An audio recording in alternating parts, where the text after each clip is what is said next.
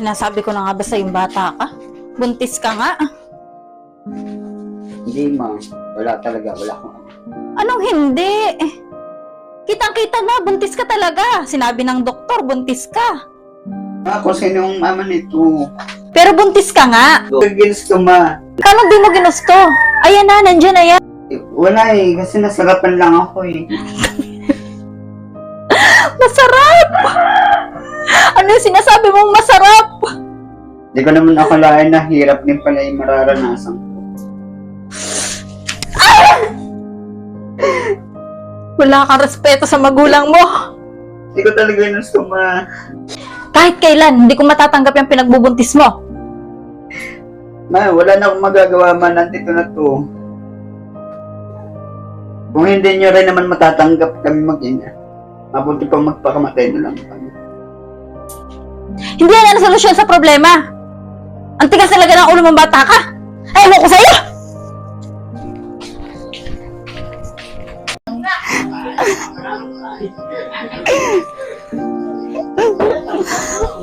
Ayaw ko na.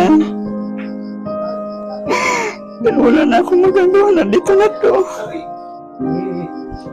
Paano ko maipapakilala yung iyong ama? Sana hindi ako iwan ng iyong ama. Kung nandito lang siya, hindi sana niya ako pababayaan. Bakit puro sakit na lang pinaparanas niya sa akin?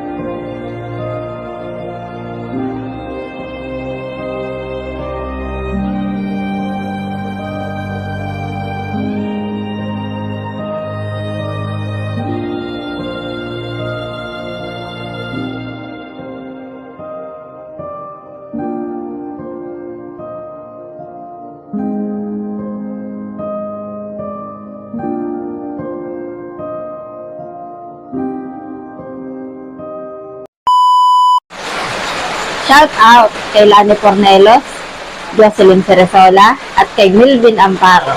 Gusto mo rin ba magpa-shout out? I-like and share mo lang ang video ito. I-shout out kita. Salamat sa panonood!